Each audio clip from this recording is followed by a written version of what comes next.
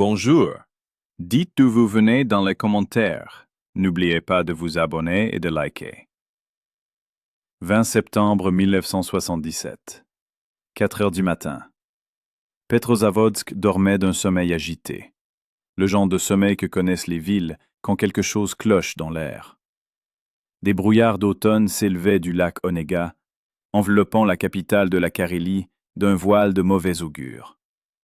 L'ambulancier Vladimir Beliaev roulait dans les rues désertes de la ville, de retour d'une visite. À côté de lui, le docteur Valentina Menkova, épuisé par son service de nuit, somnolait. Mais le sommeil ne venait pas. Une sorte de tension anxieuse régnait dans son corps, comme avant un orage. « Arrêtez !» demanda soudain Menkova. « On étouffe. » Beliaev ralentit près du parc. Menkova sortit de la voiture et regarda le ciel. Les étoiles scintillaient d'une lumière froide et surnaturelle. Le silence lui pesait sur les oreilles. Même le vent se figeait, comme si la nature retenait son souffle. Et puis, quelque chose changea au nord-est du ciel. Au début, ce n'était qu'un point brillant parmi les constellations. Mais il grandit, devint plus grand et plus brillant, vibrant d'une lumière malsaine. Menkova saisit Believ par la main. « Tu vois ça ?» Believ leva la tête et se figea d'horreur.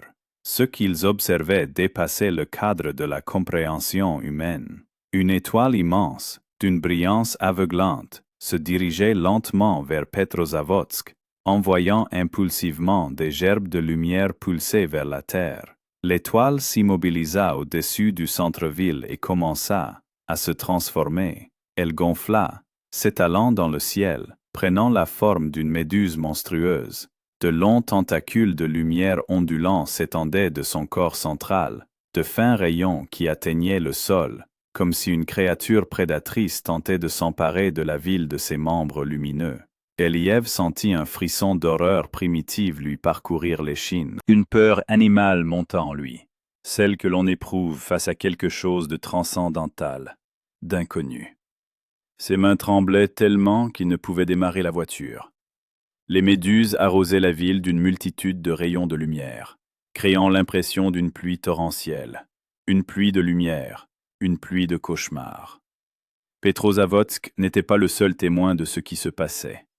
À Sortavala, les Passuriers, l'État, ainsi qu'à Leningrad et sa région, dans la région de Pskov, dans les pays baltes et en Finlande, Helsinki, Nurmijärvi, on observait la même chose. À l'observatoire de Pulkovo, l'astronome de service sentit son sang se glacer. Au fil de ses nombreuses années d'observation, il avait vu des comètes, des boules de feu, des aurores boréales. Mais cela ne cadrait avec aucun cadre scientifique. À l'aéroport de Pulkovo, le contrôleur vit l'impossible sur l'écran radar. La cible était immense, plus grande que n'importe quel avion connu. Et il ne suivait pas une trajectoire balistique, comme tous les objets atmosphériques devraient se déplacer. Il est resté suspendu. L'équipage du navire de pêche PTS Primorsk à Primorsk, dans la région de Leningrad, a également été témoin du phénomène. Les marins, habitués aux caprices de la nature, ont été choqués par ce qu'ils ont vu. Les employés de la compagnie maritime White Sea Onega, ceux qui observaient le cauchemar depuis le quai décidèrent qu'une guerre avait commencé. La Troisième Guerre mondiale. Un vieux marin cria « Il faut se mettre à l'abri, c'est une arme chimique ou atomique ». Mais il n'y avait nulle part où se cacher. Les rayons pénétraient les toits, les murs, tâtant la ville de leurs doigts invisibles. De nombreux habitants de Petrozavodsk observaient l'extraterrestre. Une femme dans une cabine téléphonique, Tamara Tikhonova. Une autre se précipitant vers la pharmacie. Une équipe de dockers. Tamara Tikhonova composait un numéro lorsque le ciel explosa de lumière. À travers les parois vitrées de la cabine, elle vit un cauchemar cosmique se dérouler au-dessus de la ville. Le combiné lui échappa des mains tremblantes, mais elle ne pouvait détacher son regard de la méduse suspendue dans le ciel. Le chercheur de l'Institut de géologie G.P. Safronov observa l'évolution de l'objet, remarquant l'apparition de plusieurs points lumineux scintillant sur le bord inférieur de la coque lumineuse. Ces points disparurent rapidement, mais leur présence ajoutait encore plus de mystère à ce qui se passait. L'ancien pilote V.I. Barkatov, qui observait le ciel de différentes hauteurs, se tenait à la fenêtre de son appartement et n'en croyait pas ses yeux. Au cours de ses longues années de vol, il avait observé divers phénomènes atmosphériques, mais celui-ci, personne n'avait rien vu de tel. Des témoins oculaires ont décrit des détails extérieurs intéressants du phénomène. Parmi ces détails figuraient souvent des éclairs, un point brillant avec une traînée de gaz. L'évolution d'objets ponctuels en une boule dont les dimensions angulaires allaient de 0,5 degrés, la taille angulaire de la Lune, à 7 degrés, a été observée. Les témoins ont décrit un point lumineux dans une brume ou entouré de rayons lumineux, des anneaux concentriques, des figures ressemblant à une fleur, composées de 3 ou 6 pétales. Différentes couleurs étaient indiquées: blanc, jaune, cramoisi, bleuté et même vert. Aucun son n'accompagnait le spectacle, ce qui rendait le spectacle encore plus inquiétant. Une horreur silencieuse descendait du ciel, puis une structure se développait progressivement, composée de rayons courbes qui se touchaient au centre. Il pourrait s'agir de flux de matière lumineuse. Ces flux occupaient une zone importante du ciel. L'objet entier ressemblait à une méduse. Les couleurs principales de la méduse étaient le blanc et le bleu, et l'objet central brillait en rouge. Dès le début de l'étude, les chercheurs ont constaté que, dans certains cas, non pas un, mais un groupe d'objets étaient observés simultanément. À Lecta et près de Louis, plusieurs corps de ce type ont été observés simultanément. Des preuves de l'observation de plusieurs objets existent dans les régions de Leningrad et de Petrozavodsk. Dans le village de Kestenga, Carélie, au nord-est, entre 1h10 et 4h20, le mouvement de 2 corps blancs de forme circulaire, aux dimensions angulaires de la Lune, a été observé. Le premier corps, selon des témoins oculaires, irradiait beaucoup de lumière. Un second corps, en forme de point, volait derrière à courte distance. À Canali, on a observé l'apparition d'un faisceau vers le nord-ouest, puis d'une étoile. L'étoile montait constamment, tandis que le faisceau disparaissait. Puis 6 rayons apparurent. Ils s'élargirent et formèrent un cercle, semblable à une fleur. Cette fleur flottait immobile dans le ciel. Des observateurs ont signalé des objets manœuvrant des virages allant jusqu'à 90 degrés et des arrêts stationnaires. Des flux et faisceaux lumineux ont été observés, que les observateurs associaient parfois à des faisceaux de projecteurs. Il ne s'agissait pas d'une chute de météorites, ni du vol d'un avion ou d'une fusée. Les objets se comportaient de manière rationnelle et systématique, comme s'ils observaient la Terre. Un événement particulièrement étrange s'est produit dans l'appartement de l'écrivain Anatoly Linevski, au 70 avenue Oktyaborsky, appartement 94. Le faisceau n'a pas simplement traversé la fenêtre, il a traversé la vitre extérieure puis la vitre intérieure, laissant des trous parfaits de différentes tailles. Sur la vitre extérieure, un cercle de 5 cm de diamètre. Sur la vitre intérieure, une ellipse de 9 cm sur 7.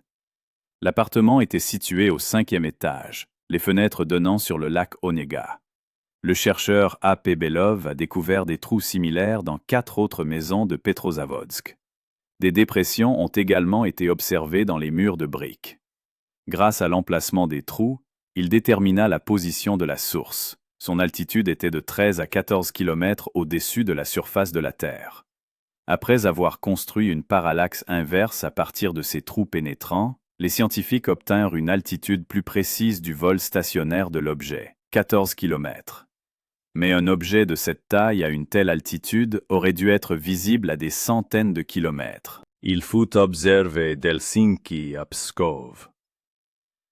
Linevski fut réveillé par un bruit faible mais distinct, comme si quelqu'un perçait du verre avec un outil invisible. Aucun corps étranger ni dommages ne furent découverts dans l'appartement. Seulement ces trous inquiétants, comme des traces laissées par un esprit inconnu. À 4h30 du matin, la ville était en panique. Les gens sortaient de chez eux en courant, vêtus de leurs vêtements. Certains priaient, d'autres pleuraient, d'autres encore restaient plantés là, les yeux fixés sur le ciel. Les téléphones de la police étaient chauffés à blanc par les appels. Il y a une soucoupe suspendue au-dessus de la ville. Il y a une méduse dans le ciel. Elle lance des rayons. La guerre a commencé. Les extraterrestres sont arrivés. Nikolai Petrovitch Milov, correspondant de TASS en Carélie, était un personnage atypique pour le journalisme soviétique. Lorsqu'il commença à recevoir des appels des citoyens inquiets le matin du 20 septembre, il ne les laissa pas passer. Il se rendit sur place, s'entretint avec des témoins et recueillit leurs témoignages. Milov comprit qu'il avait un choix à faire. Il pouvait se taire, comme on le faisait depuis des décennies, ou dire la vérité, aussi incroyable soit-elle. Le 23 septembre 1977, un article intitulé « Phénomènes naturels non identifiés » parut dans le journal Pravda. Les habitants de Petrozavodsk furent témoins d'un phénomène naturel inhabituel. Le 20 septembre, vers 4 heures du matin, une immense étoile s'illumina soudainement dans le ciel sombre, projetant impulsivement des rayons lumineux vers la Terre. Cette étoile se dirigea lentement vers Petrozavodsk et se déployant au-dessus d'elle sous la forme d'une méduse, resta suspendue, arrosant la ville d'une multitude de rayons lumineux d'une finesse exceptionnelle, donnant l'impression d'une pluie torrentielle. Pour la première fois dans l'histoire de l'URSS, la presse centrale a officiellement rapporté l'observation d'un ovni. L'enquête la plus complète a été menée par Leonid Mikhailovich Gindilis, chercheur à l'Institut d'astronomie d'État P.K. Sternberg et candidat en sciences physiques et mathématiques. C'était un véritable scientifique, méticuleux, objectif, peu enclin au sensationnalisme. Le 20 octobre 1977, il a rédigé un rapport intitulé « Le phénomène du 20 septembre 1977 », description du phénomène, analyse préliminaire des données. Le rapport contenait des données susceptibles de bouleverser notre compréhension de la réalité. Le phénomène a été observé dans une zone couvrant une partie de la péninsule de Kola, la Carélie, les régions de Leningrad et de Pskov, l'Estonie et une partie de la Biélorussie. Selon la presse finlandaise, le phénomène a également été observé dans certaines régions de Finlande. L'objet s'est trouvé à une altitude de 6 à 7 km au-dessus de la surface terrestre. Le diamètre de la méduse était d'environ 160 mètres. Mais le plus terrible n'était pas l'ampleur du phénomène, mais ses conséquences. Après les événements de septembre, d'étranges trous ont commencé à apparaître aux fenêtres des maisons de Petrozavodsk. Ronds, aux bords fondus, comme brûlés par un laser d'une puissance incroyable. Une quinzaine d'habitants ont signalé de tels dégâts. Au numéro 12 de la rue Dzerzhinsky, celle-là même où le trou est apparu pour la première fois, le soir du Nouvel An 1978, un événement a fait naître la conviction même des sceptiques, la méduse n'avait pas disparu. Elle se cachait. Le 1er janvier, à 23h47, un rayon invisible a percé la fenêtre des Kravtsov. La vitre ne s'est pas brisée, elle a disparu, laissant un trou parfaitement rond au bord fondu. En moins d'une demi-heure, les fenêtres de 3 autres appartements ont été endommagées. Les voisins ont entendu des bruits, non pas des explosions, mais autre chose. Comme si quelqu'un perçait la vitre avec un laser géant. Lorsque l'ambulance s'est retrouvée dans le faisceau lumineux émis par l'étoile, tout le monde a été saisi d'un sentiment de peur et de malheur. Le conducteur a arrêté la voiture et ne l'a déplacée qu'après que l'étoile se soit éloignée et que la lueur se soit éteinte. D'après les témoignages, beaucoup n'étaient pas seulement excités, ils ressentaient un sentiment d'anxiété et de peur proche de la panique. On peut parler d'un impact réel dans le cas d'A.P. Novotilov et de L.N. Galkin. Apparemment, la question de l'impact sur l'état de santé des personnes méritait une étude particulière. Une illumination importante de la zone a été constatée, selon des témoins, comme celle d'une pleine lune. Mais il ne s'agissait pas d'un faible clair de lune. Il y avait quelque chose de plus intense, de plus pénétrant. Une lumière qui semblait pénétrer l'âme. Selon V.G. Lazarev, agent de bord du détachement aérien uni de Leningrad, l'équipage d'un des avions, survolant Riga à 10 000 mètres d'altitude, a rencontré un objet lumineux. Il a demandé par radio qui est dans les airs et, n'ayant reçu aucune réponse, a contourné le nuage. Selon le témoin oculaire V. M. Rudoy, l'objet lumineux a été observé pendant une demi-heure lors de l'approche de Moscou depuis l'avion, vol SU 558 Singapour-Moscou, sous la couverture nuageuse. Une tache sombre apparut au centre de l'objet, brillant intensément sous les nuages. Les pilotes de l'avion TU-154, qui atterrissait à l'aéroport de Pulkovo au moment où le phénomène fut observé, aperçurent un objet sombre en forme de cône à l'intérieur de la boule. Ce détail était particulièrement troublant, comme si quelque chose de matériel, de réel, se cachait à l'intérieur du cocon lumineux. À 4h05, la boule de feu disparut et une tache sombre apparut à sa place. La formation d'une tache sombre au centre de l'objet fut constatée par de nombreux témoins oculaires à Leningrad, Petrozavodsk et ailleurs. Selon la plupart des témoins, la tache avait une forme irrégulière. Cependant, certains soulignèrent qu'elle avait une forme géométrique régulière. Cette tache sombre ne s'est pas formée par hasard. Elle est apparue à un moment précis, lorsque l'enveloppe lumineuse atteignit sa taille maximale, comme si quelque chose à l'intérieur de l'objet s'activait, se mettait à fonctionner selon un programme prédéfini. Après avoir tracé un schéma de l'emplacement des trous sur un plan de la ville, les chercheurs ont découvert un motif. Les trous étaient disposés en cercles concentriques, le centre étant le centre-ville, comme si quelqu'un délimitait des zones, créant un quadrillage de coordonnées à des fins inconnues. Chaque trou portait son propre numéro dans ce système inquiétant. Certains étaient ronds, d'autres elliptiques. Certains avaient des bords fondus, d'autres polis. Mais aucun d'entre eux n'était apparu par hasard. Tous faisaient partie d'un plan plus vaste. Les chercheurs menant l'enquête pour le compte de l'Académie des sciences de l'URSS disposaient de 85 témoignages écrits. Si l'on considère que les événements se sont déroulés en URSS pendant les années de régime totalitaire, où les signalements d'OVNI pouvaient compromettre une carrière, le nombre réel de témoins oculaires était bien plus élevé.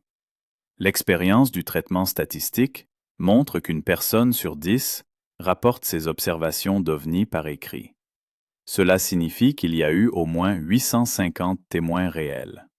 Près d'1 millier de personnes ont vu quelque chose qui n'aurait pas dû exister. À Petrozavodsk même, les témoignages d'une centaine de personnes ont été recueillis, la plupart des habitants dormant encore à ce moment-là. Mais ceux qui se sont réveillés, ceux qui l'ont vu, s'en sont souvenus toute leur vie. La version suivante est devenue populaire. Une fusée transportant le satellite militaire Cosmos 955, lancée à 4 heures du matin depuis le cosmodrome de Plesetsk, a survolé Petrozavodsk.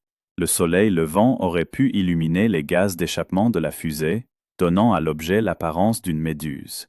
Mais l'expert en astronautique James Oberg a rapporté que des observations de phénomènes similaires ne se produisent pas à chaque lancement. La combinaison de l'azimut de lancement, de l'altitude et des conditions d'éclairage n'a été réunie que la 4e fois, malgré la fréquence élevée des lancements depuis Plesetsk. Après le phénomène de Petrozavodsk, un programme d'État a été créé dans le pays pour étudier les objets volants non identifiés. Ce programme a reçu le nom de code 7KAN. Officiellement, il étudiait les phénomènes atmosphériques anormaux. Un rapport sur les travaux des chercheurs de Petrozavodsk a été présenté lors d'une réunion du Présidium de l'Académie des sciences d'URSS en mai 1978. Ce rapport classifié contenait des données. Ces objets étaient censés rester secrets. De nombreux témoins oculaires ont rapporté avoir observé non pas un, mais plusieurs objets simultanément. À Lechta et près de Louis, plusieurs corps lumineux ont été observés simultanément. À Sosnovy Bor, dans l'oblast de Leningrad, 3 soldats ont observé pendant 5 minutes une étoile émettre des rayons et une coquille en forme de méduse se former progressivement autour d'elle. Un témoin oculaire d'un village a vu une étoile filante, qu'il a prise pour une météorite. Cependant, la météorite n'est pas tombée, mais s'est arrêtée, puis a commencé à se déplacer vers l'observateur, augmentant rapidement de taille. Le corps, de forme hexagonale ou octogonale, était allongé et bordé de taches lumineuses à l'avant et à l'arrière, et ses bords ressemblaient à des fenêtres éclairées de l'intérieur. Mais le plus terrible était que l'approche du corps provoquait un sentiment d'anxiété et de panique chez l'observateur. C'était effrayant. Je me suis penché jusqu'au sol, se souvient-il. À la fin des années 1980, un incident survint en Carélie, associé aux conséquences à long terme du phénomène. Un train de marchandises arriva au site de déchargement, les réservoirs de carburant de la locomotive étant pleins, alors que selon les calculs, le carburant aurait dû être épuisé. Les conducteurs affirmèrent que le train était tracté par un ovni tout au long du trajet. Même les freins d'urgence ne fonctionnèrent pas. Partout en Carélie, des cheminots rapportèrent des événements étranges. Les trains changèrent de vitesse d'eux-mêmes. Les aiguillages manœuvrèrent sans commande. Les sémaphores affichèrent des signaux inexistants. Léonide Gindelis recueillit 85 témoignages écrits de témoins oculaires. Étant donné que les événements se déroulèrent en URSS à l'époque du régime totalitaire où les signalements d'OVNI pouvaient nuire à une carrière, le nombre réel d'observateurs était bien plus élevé. Gindelis conclut que la théorie du passage d'une fusée ne suffit pas à expliquer tous les phénomènes observés. L'affaire était compliquée par des divergences dans les témoignages. Certains observaient plusieurs objets simultanément et les données sur la luminosité, la direction du mouvement et l'altitude différaient. De nombreux témoins oculaires ont noté la formation d'une tache sombre au centre de l'objet. Les pilotes de l'avion Tu-154, qui atterrissait à l'aéroport de Pulkovo, ont vu un objet sombre en forme de cône à l'intérieur de la sphère. Cette tache sombre a été décrite comme ayant une forme géométrique régulière. Il ne s'agissait pas d'une formation accidentelle, mais d'une création délibérée. À Helsinki, le chef du service de surveillance aérienne a appelé Moscou directement. « Nous avons une urgence. Un objet d'origine inconnue se trouve au-dessus de notre espace aérien. S'agit-il de vos tests? » Les données radar ont révélé quelque chose d'alarmant. L'objet ne suivait pas une trajectoire balistique, comme le devraient les fragments d'une fusée. Il manœuvrait, il était intelligent. Le chercheur A.P. Belov a découvert des trous dans 4 maisons de Petrozavodsk. Il y avait également des dépressions dans les murs de briques. À partir de l'emplacement des trous, il a déterminé la hauteur de la source, 13 à 14 km au-dessus de la surface de la Terre. Au printemps 1978, une étude a révélé les trous auraient été causés par des tirs de fronde ou de sarbacane. Mais Gindelis n'était pas d'accord avec ses conclusions. Les trous aux bords fondus apparaissaient précisément dans les maisons au-dessus desquelles passaient les rayons des méduses. Ils ne sont pas apparus par hasard, mais selon un système précis. Après les événements de 1977, les chercheurs se sont intéressés aux anciens pétroglyphes du lac Onega. Parmi les représentations d'élans, de cygnes et de poissons, les archéologues ont découvert des dessins autrefois considérés comme symboliques. Des cercles aux lignes divergentes, des personnages à grosses têtes, des objets ressemblant à des soucoupes volantes. Le pétroglyphe le plus mystérieux se trouve au cap Bezovnos. Il s'agit de l'image d'une créature aux yeux immenses, d'où s'étendent des lignes ondulées. Une spirale est sculptée à proximité, symbole du temps. À l'intérieur de cette spirale se trouvent 17 points. Les anciens savaient quelque chose. Ils voyaient non seulement des méduses, mais aussi l'avenir, et ils ont laissé des avertissements gravés dans la pierre éternelle. L'agence de presse américaine UPI rapportait « Une boule de feu brillante, observée pendant environ 4 minutes tôt ce matin, pourrait être l'explosion d'une fusée spatiale soviétique. La tour de contrôle de l'aéroport d'Helsinki a signalé la détection d'une boule lumineuse sur son radar se déplaçant vers l'est. Mais les opérateurs radars savaient la vérité. L'objet ne se déplaçait pas vers l'est. Il planait, manœuvrait, observait. Tel un être intelligent découvrant la civilisation humaine pour la première fois. Gromov, directeur de l'Observatoire hydrométéorologique de Petrozavodsk, a admis. Les agents du service météorologique de Carélie n'avaient jamais observé de phénomène similaire auparavant. Aucune déviation importante de l'atmosphère n'a été enregistrée. Nous savons également qu'aucune expérience technique n'a été menée dans notre région. Pourtant, des expériences ont bien été menées, mais pas par des humains. Selon des témoins oculaires, beaucoup n'étaient pas seulement excités, ils ressentaient un sentiment d'anxiété et de peur, proche de la panique. Certains témoins ont constaté un réel impact physique sur leur état. Selon une version, le débat ouvert sur le phénomène dans la presse soviétique a été rendu possible grâce à l'intérêt personnel du chef du KGB de l'URSS, Yuri Andropov. Il s'est intéressé aux événements survenus dans la région où sa carrière au sein du parti a débuté. À son instigation, les plus grands spécialistes du pays, dont des universitaires, ont été impliqués dans l'enquête. Des commissions spéciales ont été créées, des fonds ont été alloués et des expéditions ont été organisées.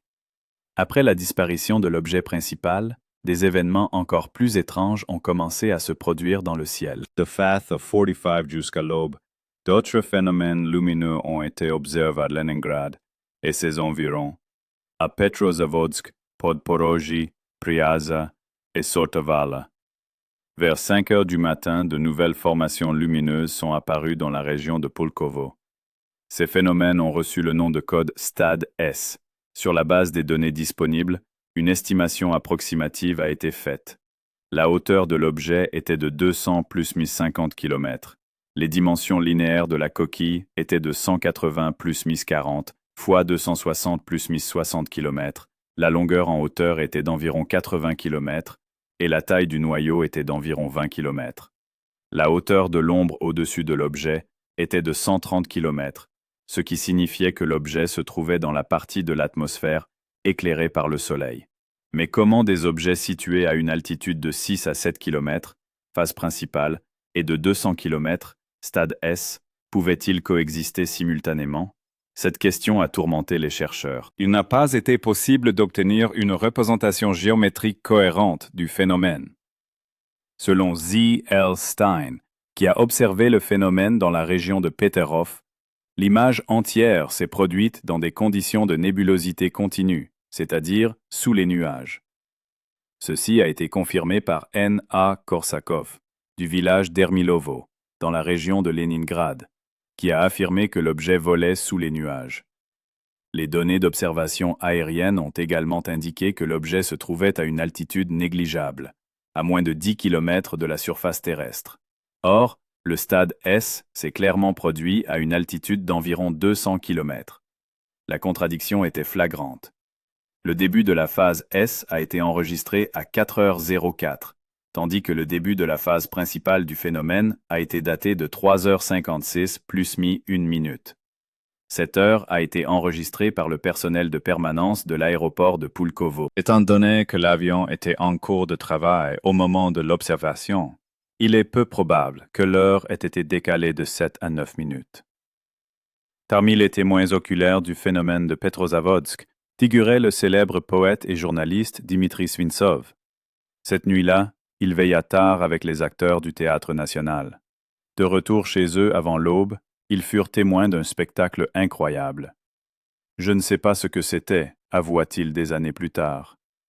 L'artiste, habitué aux images et aux métaphores, ne trouvait pas les mots pour décrire ce qu'il voyait. Son imagination créatrice refusait de fonctionner face à une réalité qui dépassait toute imagination. Un autre témoin se précipitait à la pharmacie, peut-être pour acheter des médicaments pour un enfant malade ou des parents âgés. Tôt le matin, les rues étaient désertes, et soudain, le ciel explosa d'une lumière surnaturelle. Elle s'arrêta au milieu de la route, oubliant ses soucis, et leva les yeux, jusqu'à ce que la méduse se dissolve dans l'air matinal. Longtemps après, elle ne se souvint plus pourquoi elle était allée à la pharmacie. Le souvenir des problèmes quotidiens s'effaça, remplacé par l'image d'une créature lumineuse géante dans le ciel. Une équipe de dockers terminait son quart de nuit lorsque le spectacle commença. Les hommes, habitués au dur labeur, à la réalité des grues, des conteneurs et des cargos, se figèrent, comme enchantés. L'un d'eux raconta plus tard avoir pensé à la guerre. Une attaque nucléaire avait-elle vraiment commencé? Mais ce n'était pas l'éclair d'une explosion. C'était quelque chose de vivant, d'intelligent, d'explorateur. La méduse se déplaçait avec détermination, comme à la recherche de quelque chose ou de quelqu'un. Et elle le trouva. L'Académie des sciences de l'URSS fut inondée de lettres relatant des phénomènes similaires dans d'autres régions de l'Union, après la publication des rapports sur le miracle de Petrozavodsk. Des scientifiques habitués à une méthodologie stricte et à des expériences reproductibles découvrirent un phénomène qui ne cadrait avec aucun cadre théorique. Les conférences données par le professeur de l'Institut d'aviation de Moscou Félix Ziegel et l'officier de marine Vladimir Azaza ont fait salle comble. Les gens étaient avides d'explications, mais ne recevaient que de nouvelles questions. La communauté scientifique était divisée entre sceptiques et personnes prêtes à admettre l'existence de phénomènes inexpliqués par la science moderne. De nombreux observateurs croyaient sincèrement que d'écrire des observations d'OVNI pouvait sérieusement compromettre leur carrière. Dans un pays où le matérialisme et l'athéisme scientifique avaient triomphé, les récits de soucoupes volantes étaient perçus comme le signe d'une psyché instable ou d'une préparation idéologique insuffisante. Ainsi, sur 10 témoins oculaires, un seul a fourni un témoignage écrit. Les autres ont préféré garder le silence, ne discutant de leurs observations qu'avec un cercle restreint de proches. La crainte pour leur carrière et leur réputation s'est avérée plus forte que le désir de partager l'expérience la plus extraordinaire de leur vie. Méduse s'est transformée en un demi-cercle lumineux et a repris sa course vers le lac Onega, dont l'horizon était enveloppé de nuages gris. Dans ce voile se dessinait un ravin rond, rouge vif au centre et blanc sur les côtés. Ce n'était pas une simple illusion d'optique. Un objet matériel, doté d'une énergie immense, a percé un trou dans la couverture nuageuse. Se dessine un trou de forme géométrique régulière, comme percé par un instrument invisible et géant. Des habitants de Petrozavodsk ont réussi à photographier différentes phases du phénomène. Des ruisselets de pluie ardente, l'objet s'éloignant, la lueur se propageant dans le ciel. Les photographies ont été envoyées à l'Académie des sciences de l'URSS pour analyse. Cependant, la plupart des images étaient surexposées. La pellicule était inondée de lumière blanche, comme frappée par un éclair d'une puissance sans précédent. Seules quelques images contenaient des détails perceptibles, mais même celles-ci ressemblaient à des images de films de science-fiction, et non à des preuves documentaires d'événements réels. L'agence américaine UPI d'Helsinki a rapporté « Une boule de feu brillante observée pendant environ 4 minutes tôt ce matin pourrait être l'explosion d'une fusée spatiale soviétique ou l'explosion d'un étage de fusée. » La tour de contrôle de l'aéroport de Helsinki a signalé qu'elle suivait sur son radar une boule lumineuse se déplaçant vers l'est. Mais les opérateurs radars d'Helsinki ont constaté la même chose que leurs collègues soviétiques. L'objet ne suivait pas une trajectoire prévisible. Il a manœuvré, plané, changé de direction. Un comportement totalement inhabituel pour des débris de fusées ou des météorites. Les archives contenaient des rapports de phénomènes similaires observés dans de vieux journaux et magazines avant même le début de l'ère aéronautique. Ces phénomènes étaient décrits dans d'anciennes annales et chroniques. Les preuves historiques remontaient à l'Antiquité.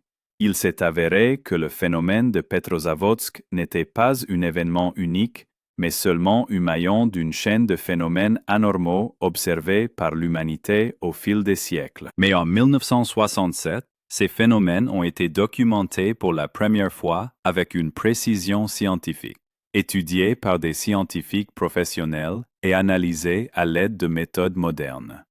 En dehors de la zone principale, des phénomènes lumineux inhabituels ont été observés dans les endroits les plus inattendus. À Tbilissi, dans le Caucase, des témoins oculaires ont signalé des éclairs lumineux dans le ciel. À Ochakov, sur la côte de la mer Noire, des pêcheurs ont aperçu des objets lumineux au-dessus de l'eau. Dans la région de Tcheliabinsk et dans l'Altaï, des bergers ont parlé d'étoiles descendues trop bas. Des observations aériennes ont été signalées au-dessus des régions centrales du territoire européen de l'URSS, ainsi qu'au-dessus de Copenhague. Le lien entre tous ces phénomènes et le phénomène général du 20 septembre 1977 restait incertain. Mais l'ampleur de la situation était stupéfiante. La moitié de l'Europe avait été témoin d'un événement incroyable. Personne ne pouvait en donner une explication claire. Il était important de préciser l'altitude à laquelle le phénomène s'était produit et sa localisation dans l'espace. Pour ce faire, il était nécessaire d'obtenir des données complémentaires auprès de divers services impliqués dans les activités atmosphériques et spatiales proches de la Terre. Ces données ne pouvaient être obtenues que par les voies officielles. Il a donc été nécessaire de créer une commission interministérielle, lui confiant l'étude du phénomène et lui conférant les pouvoirs nécessaires. Les autorités de Petrozavodsk ont officiellement demandé des éclaircissements au Présidium de l'Académie des sciences de l'URSS. La même demande a également été adressée par des représentants officiels des États d'Europe du Nord limitrophes de l'URSS. Selon le témoin oculaire Z. L. Stein, Petrovorets, l'image entière a été observée sous une couverture nuageuse continue sous les nuages. Les données des mesures au théodolite au sol, selon des témoins oculaires, Petrozavodsk, indiquaient une altitude de l'objet de 6 km. Mais si l'objet se trouvait à une altitude aussi basse, comment a-t-il pu être observé simultanément en Finlande, dans la région de Leningrad et en Carélie? Il n'a pas été possible d'obtenir une représentation géométrique cohérente du phénomène. Il restait à admettre que le phénomène était associé à plusieurs objets différents. Quant à la phase finale, peu de témoins oculaires ont vu les objets s'éloigner. La plupart indiquent 2 directions de départ, certains 3. La méduse n'a ni explosé ni chuté. Elle a simplement disparu, comme si elle s'était dissoute dans le ciel matinal, ne laissant derrière elle que des trous ronds dans le verre et des témoins choqués. La partie comprenant la phase de vol stationnaire suivie du départ du noyau vers le nord semble plus crédible. Direction l'Arctique, vers les étendues infinies où aucun pied humain n'avait jamais posé le pied. Après l'annonce du « miracle de Petrozavodsk », l'Académie des sciences de l'URSS a été inondée de lettres relatant des phénomènes similaires survenus dans d'autres régions de l'Union.